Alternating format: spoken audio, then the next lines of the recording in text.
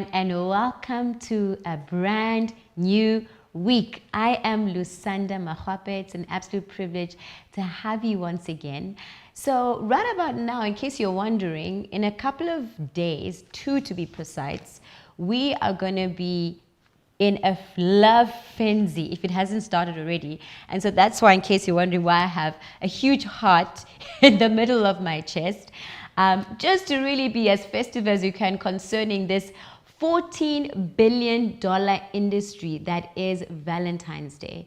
And usually every year I'm kind of like giggly and looking forward to what my husband will do. But this year I kind of think like maybe the woman in me mature, and I thought maybe let me just do some research around where did Valentine's Day come from? Like, what is the story?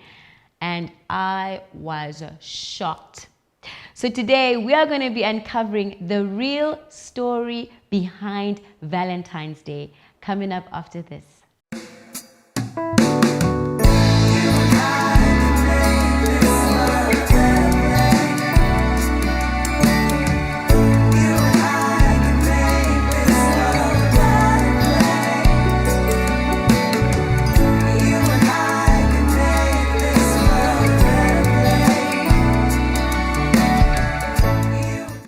All right, so in about 2 days' time, stores will be absolutely sold out with items like flowers, chocolates, wines. Restaurants will be booked out. I mean, already we're limited here in Francistown, but look, restaurants will be booked out because couples will be, expressing their love for each other.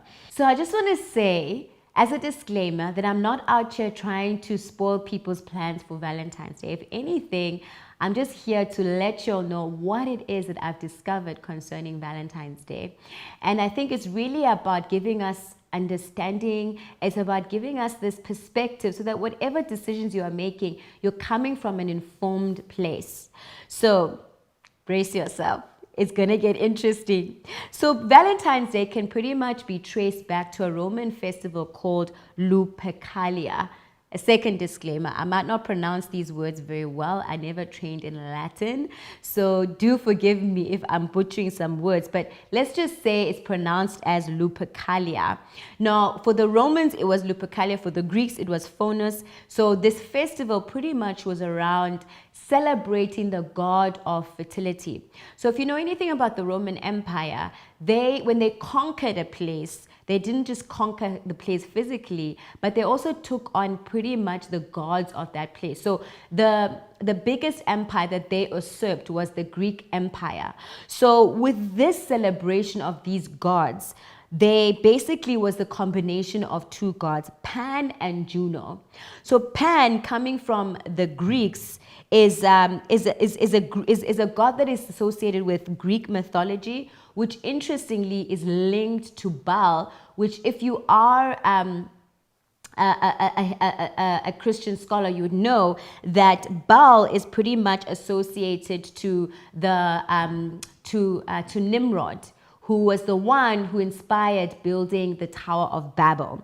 So Juno, on the other hand, is the goddess of women, marriage, and childbirth, and is pretty much a god in small g, known for beauty, strength, and wisdom associated with love and fertility. So that then speaks to why this festival was a celebration of the god of fertility. So basically, on the Pan side as well, interestingly though, on the Roman mythology, it really was a shepherd's festival. So it was shepherds celebrating a god, small g, associated to bring fertility to their livestock. And the reason for this is because how Rome was started was the story of two brothers. So these two brothers were called Romulus and Remus. And the story with these two brothers, similar to Moses, the story of Moses. And again, I will say that, this podcast is really about talking about life's issues, things, everyday issues, but bringing faith perspective to it. So I wanted to see the similarities of what the devil does in terms of mimicking what God does. And so here you have a story of two brothers who were twins, who were rejected by their family, and they too, like Moses, were put in a basket and allowed to flow into the world, into the river. And I don't know if it was a river or a dam, but water basically. And their fate was up to now whatever happens. So now, instead of a human collecting these brothers, it was actually a she-wolf, right? So legend, Roman mythology has it that this she-wolf then took these babies into a cave and pretty much looked after these boys until they grew up. And then a shepherd found them, and so they grew up under now the guardianship of this shepherd. So the story is that these two brothers are then the brothers that then founded the Roman city. So it pretty much is a paying patronage to them, right? And what happens on this day, so now this day specifically is called the Lupercalia. And what is interesting that you must know about this day is that it happened around February, the 15th of February to be precise. And it was a huge festival. It's not just a mini part. I mean, it talks to the founding of Rome. And so even the people that organized it, it had to be the Roman elite. Like today, pretty much the prime minister, you know, they had to be of noble birth. It was like just below the empire, basically, like second in command. These are the people that were allowed to host this festival. And so so with the Lupercalia now, it happened on the 15th of Feb, and it was a transition from winter to spring. Another thing I want to mention here is that one of the gods also associated with this is what we see in later modern times, which is Cupid. You know those little babies with the cute bum and the feathers? Yes, Cupid. So Cupid is also known as Eros. And the role of Eros is to stimulate erotica. So that is about engaging in loose, open relationships. And at some point with this, so what would happen in the festival is that they would gather, especially young people, on this particular day to meet at the city. Then the priests, I want to give you the name of these priests. So the priests now, the Roman priests that would facilitate the sacrificial celebration of these gods were known as the Luperci or Luperci, right? And interestingly, the Roman, the word Luperci or Luperci is derived from the name Crepi, which is derived from the name Crepa, which is an ancient name for goat. So now what they would do is that they would gather on the cave that they believed is where the wolves, this she-wolf, was suckling and taking care and nurturing these two brothers called Romulus and Remus. Stay with me. So what they would do now is they would gather in this cave, which pretty much over the years now is pretty much an altar. It's a shrine. It's a place of worship. So once a year they gather, and guess what they now sacrifice? Goats and young dogs. And guess why? Because the Romans realized that out of all the animals, these particular animals were strong in they had a very high, strong sexual instinct. So the best, of course, to sacrifice to a god of fertility.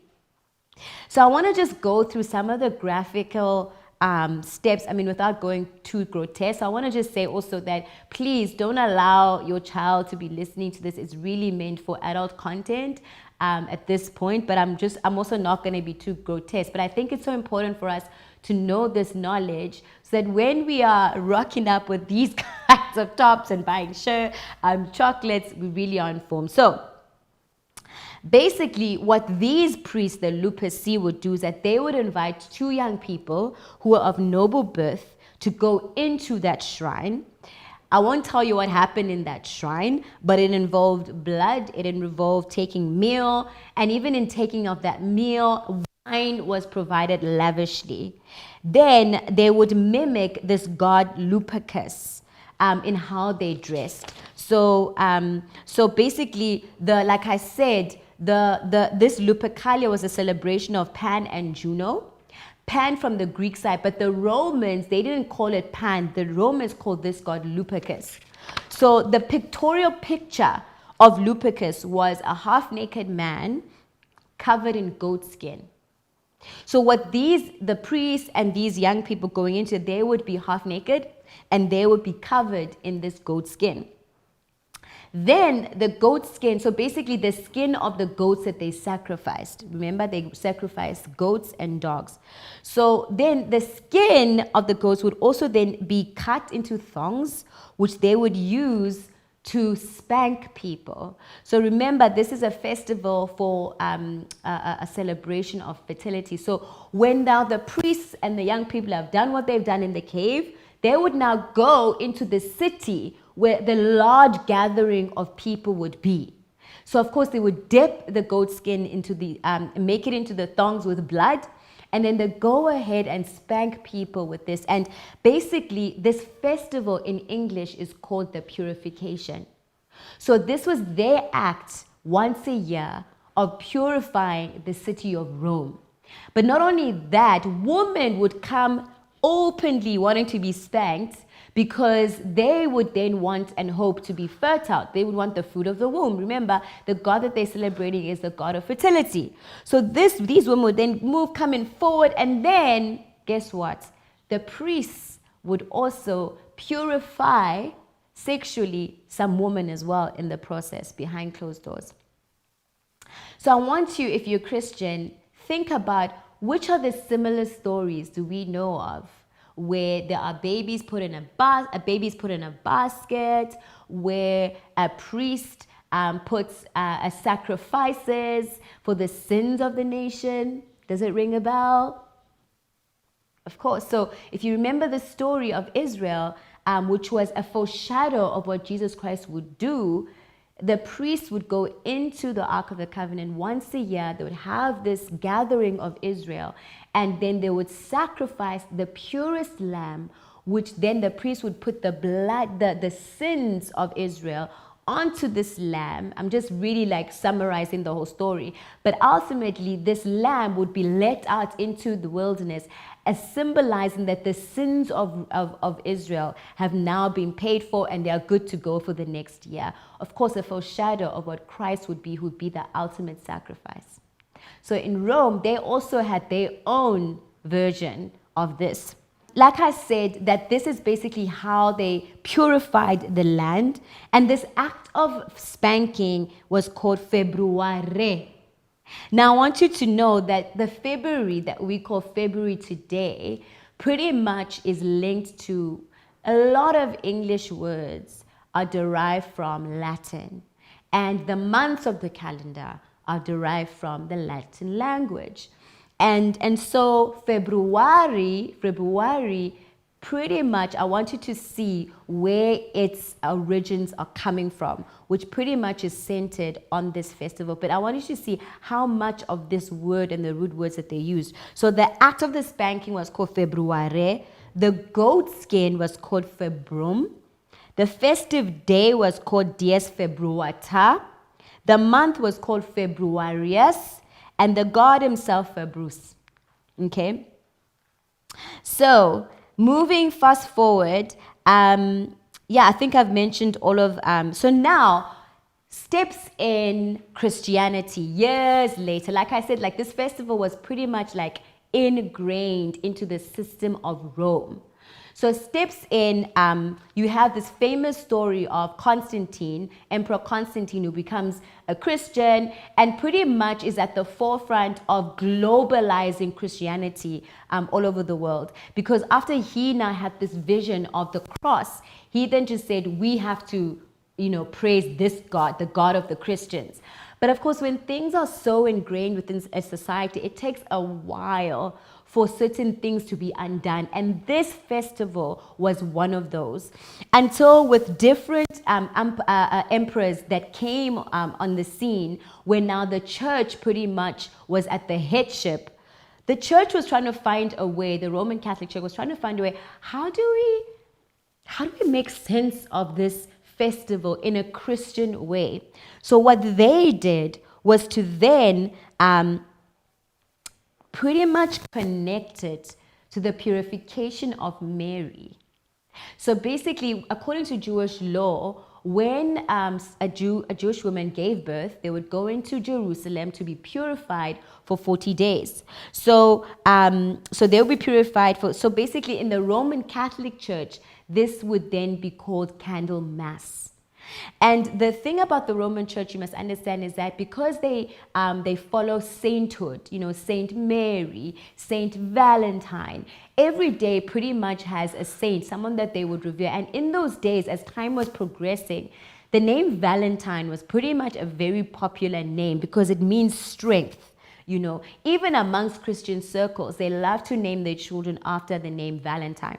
And so legend has it that there were these two priests called Valentine, who, I think one of them pretty much was, so what would happen is that because the Roman Empire still in this time, conquering was about wars. So now the Roman Empire instituted that all men cannot marry, because if they marry, they're with a woman, which means they will be not as strong as soldiers. So legend has it that this priest called Valentine was then secretly marrying young couples with the soldier, right, before they'd go, or just love couples. So this priest became known to do this and to make sure that they marry in a Christian faith, etc., etc. So the legend is that eventually this Valentine priest gets arrested, and when he gets arrested, at this point he was writing letters because the couples would come to him and throw flowers, etc., etc.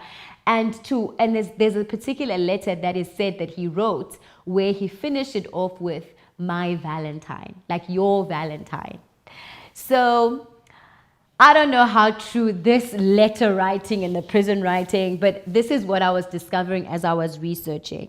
And so what you have then is that the Roman Catholic Church then was, in a way, saying, how do we Christianize this festival that is so much ingrained into the Roman society in a way that people are we're not gonna lose popularity with the people. And so that's where Candlemas came in. So basically, it started also, the Candlemas started on the 15th of February. And then the Roman Catholic Church moved it to the 2nd of February.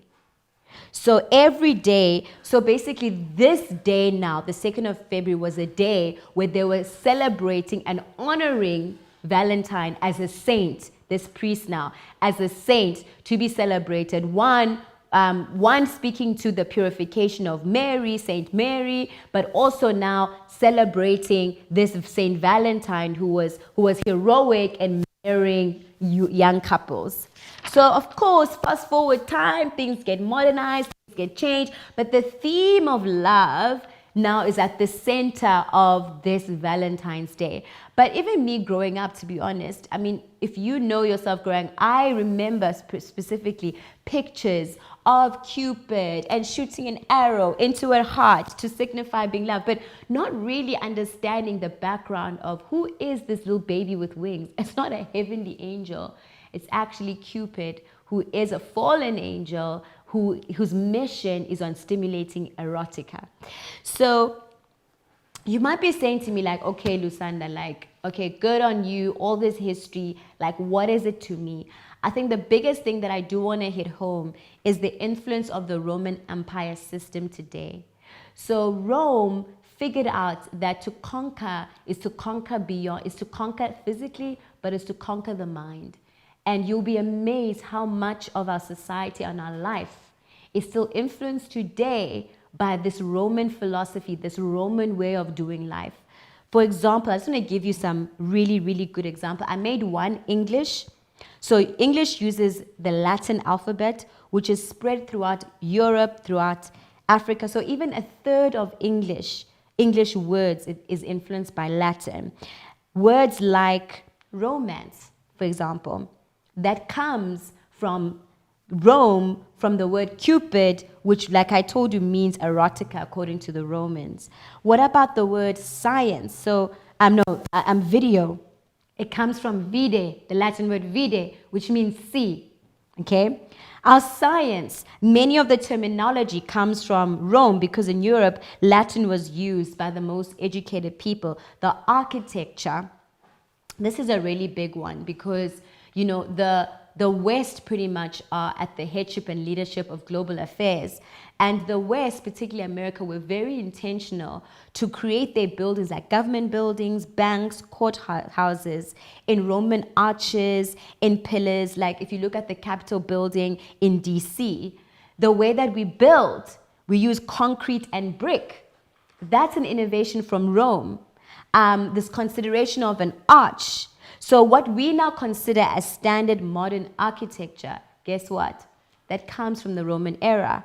Stadiums, that round design that is pretty much the Colosseum of Rome, that comes from Rome. And shopping malls, that might even shock you. So shopping malls was as a concept that an emperor called Trajan, because at the time they called them Trajan's Market, which was a complex of buildings in Rome during the reign of Trajan, of different, which had different functions, like first level, second. So the first level was generally small shops, the second level was a shopping arcade, and then you had apartments. So it was pretty much this setup, and this setup is pretty much what many shopping malls, especially for example someone like me who goes to Cape Town a lot, I see this model a lot in Cape Town. Even the concept of apartments, it's a Roman concept. Time, we measure and regulate time. So the 365 calendar, the names of the month, that comes from Julius Caesar. So the dividing the day in 24 hours. Rome even popularized the idea that day begins at midnight. But in actual fact, the Bible shows us that in Genesis, actually, in Genesis 1 verse 5, that according to God, the day starts at night. So you can see how the devil always perverts, always copies for the sake of perversion what God has established. So calendar, for example, comes from the word kalends, which is the first of every month. Politics, oh my goodness. The United States fathers, the founding fathers really modeled their political system after Rome. The whole idea of the Senate, citizenship, this concept of citizenship, that people have a civic duty. In other words, you have a responsibility on the state. If you go against this, then you will be put to task. So, for example, paying taxes, following the law. These are all concepts from Rome. So in the United States, for example, and of course for us, it's not just the United States, Europe, your Italy, your Spain, your France. These are the nations, your Europe, these are the nations that pretty much intentionally created an empire with the understanding of we want to create a new Rome. So in other words, we want to be able to put in the modern version of Rome, all its systems, its thinking, its way of life. So this is what I really want to drive home, is to say that we search and understand these things from the perspective of understanding where we are coming from, to be able to really put to context why we think the way we think, why we do the way we do, why do we celebrate things the way we celebrate them, right? Where do certain concepts come from? And I think it's so important to have and understand this knowledge, that you can be so informed in deciding why you do what you do. So the Roman Empire, the system, I mean, Jesus Christ himself, he was made manifest within the Roman Empire. It really, God used it for good in the sense that its roads, its system, its globalism. The moment that Constantine made Christianity the official religion or the faith of the land, it just spread all across the world. So God used that for his advantage, to be able to spread this message, so the message could spread. Your Pauls could be able to travel. You know, he was a Roman citizen himself, so that worked for his advantage, to be able to travel to all these cities and spread the gospel. But we must be mindful of is that this system also had a way of life that was informed by a mythology, by gods that they served, that they could have, and that they popularized, right? They made cute, like the way Cupid is, like, oh, it's not bad, it's not bad. But once you know the root of these things, it gives you something to think about. So I hope today I've given you something to think about as perhaps you prepare, think about, or reflect on Valentine's Day. Thank you so much for joining. We'll see you next time.